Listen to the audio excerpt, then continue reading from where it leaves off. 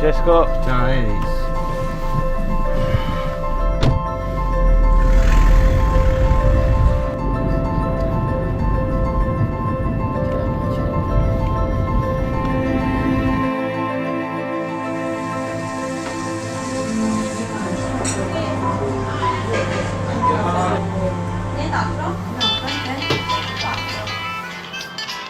Dream, buonasera.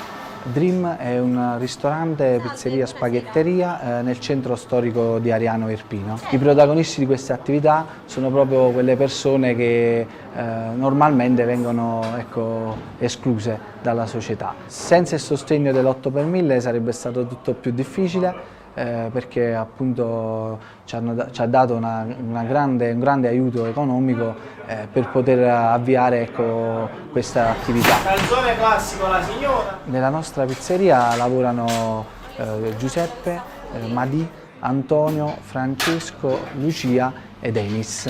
Dal 26 di gennaio lavoro qua. Il mio compito è di portare i piatti, servire la gente. La mia vita da quando c'è Dream è molto più movimentata, ecco. Venite qui a Dream perché la pizza è buona, l'impasto è buono. Il mio sogno adesso è quello di andare avanti, di non mollare, di cercare di non far mollare nemmeno i ragazzi.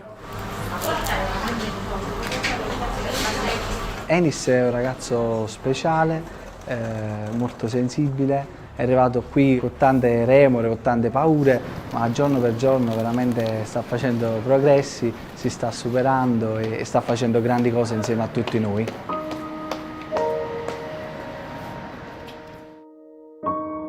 La bellezza di essere un gruppo di giovani uniti, affiatati, con la fede al centro, perché con Serena fin da quando siamo sposati abbiamo sempre pensato di fare una famiglia allargata, quindi una famiglia che non pensasse soltanto ai figli naturali, ma una famiglia che condividesse ogni cosa di sé con chiunque ne avesse bisogno. E questo posto da qui a 5 anni lo vedo più grande, vedo un ampliamento con molti più posti a sedere e con molte più persone che lavorano e che possono ritrovare la propria dignità qui lavorando.